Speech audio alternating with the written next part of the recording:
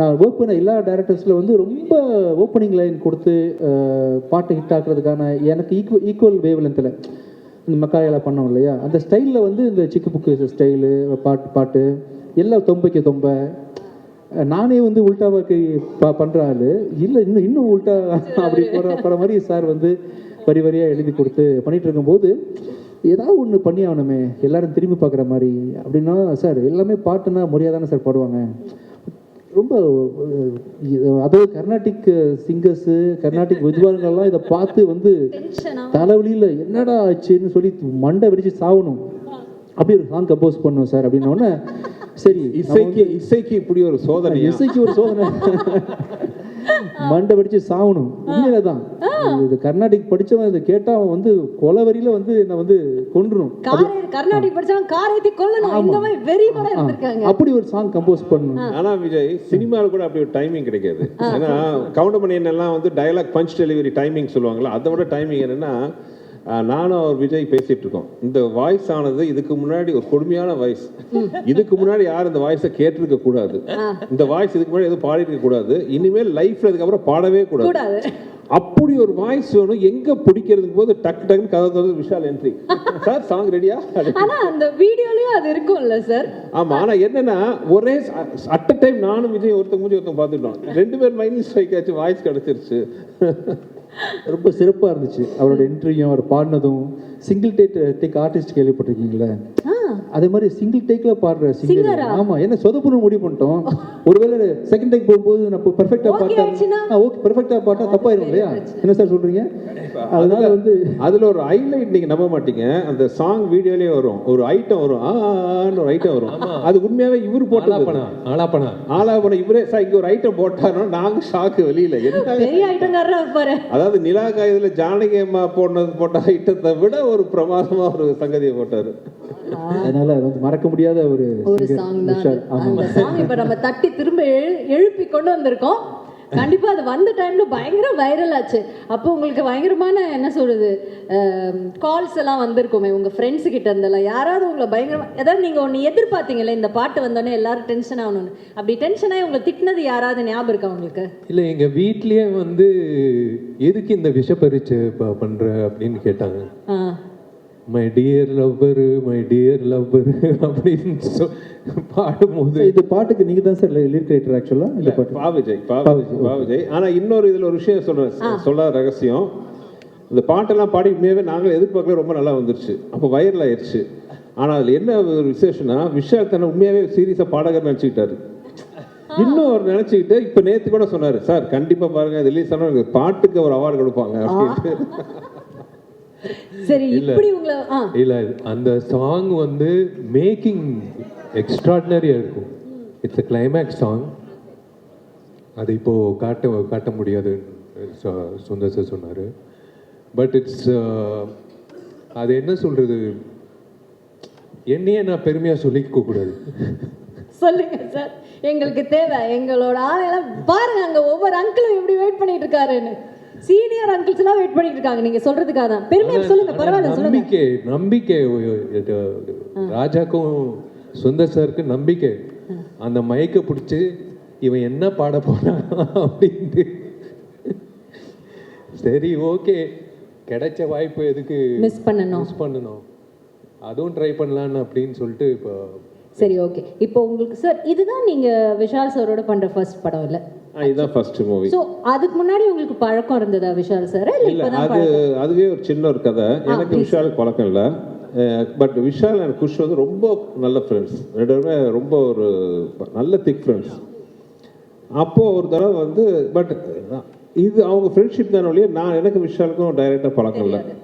அப்போ ஒரு ப்ராஜெக்ட் பண்ணலான்ட்டு ஒரு ஸ்கிரிப்ட் ஒன்று, இது வேறு ஸ்கிரிப்ட் ஆக்சுவலாக, அதுக்காக பேசலான்ட்டு விஷால் வந்து த்ரூ அவர் ப்ரொடக்ஷன் சைட்லேருந்து கான்டாக்ட் பண்ணிவிட்டு ஒரு டைம் ஃபிக்ஸ் பண்ணோம் மீட் பண்ணுறதுக்கு.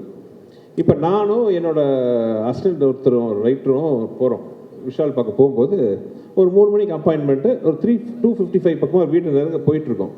பார்த்து எதிரில் எங்களை கிராஸ் பண்ணி ஒரு கார் போகுது, விஷால் உட்காந்து போயிட்டுருக்காரு.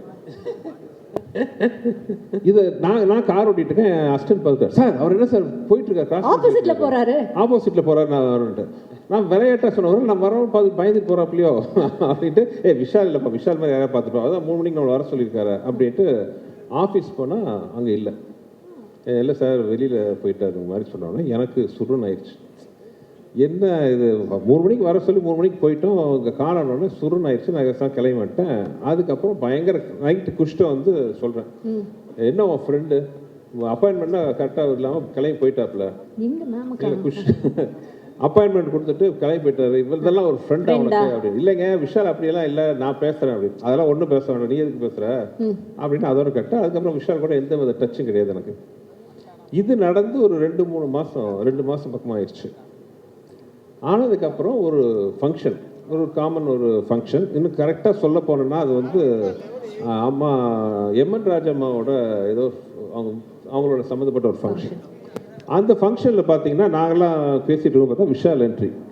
எனக்கு சுருனாது, யார் முகத்தை காலம்புறா பார்க்கக்கூடாதுன்னு நினைச்சோமோ அந்த முகம், ஆமாம் அந்த முகம் நிற்குதுன்ட்டு நான் முகத்தை தூக்கிட்டு அந்த பக்கம் போயிட்டேன். சரி விஷால் வந்து ஃபங்க்ஷன் அட்டன் பண்ணிட்டு போயிடுவாருன்னா it's such a nice soul. அந்த மாதிரி இந்த மாதிரிலாம் தங்கமான கேரக்டர் பார்க்க ரொம்ப அபூர்வம். ஃபங்க்ஷன் வந்தவர் தூரத்தில் என்னை பார்த்தோன்னே அத்தனை கூட்டத்தில் நடுவில் பூந்துக்கு வந்து நேராக கையை பிடிச்சி சொன்ன ஃபஸ்ட்டு வார்த்தை சாரி.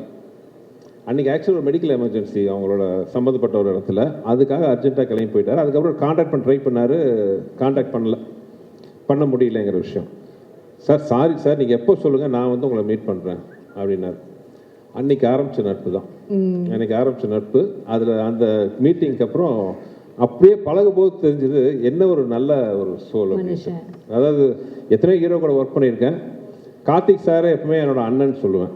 நான் நடித்த ஹீரோவில் வந்து கார்த்திக் சார் வந்து என்னோட அண்ணன்னா, என்னோட தம்பி வந்து விஷால்.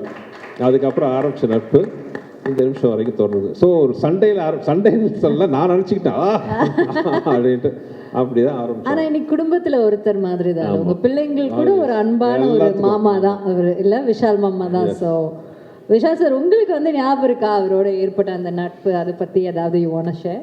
இல்லை, எனக்கு கொஷ் வந்து என்னோட க்ளோஸ் ஃப்ரெண்டு சுந்தர் சார் வந்து ஃபஸ்ட்டு கதை சொல்லும் போது ஒரு டவுட்டில் தான் கேட்டேன். வேற கதை சொன்னீங்களே, வேற கதை சொன்னீங்க. அதுக்கப்புறம் வந்து அப்படியே கண்டினியூ ஆச்சு, இதோ வந்துருச்சு. ஆமா, இவ்வளோ நேரம் உங்களை பற்றி தான் பேசிட்டு இருந்தோம்.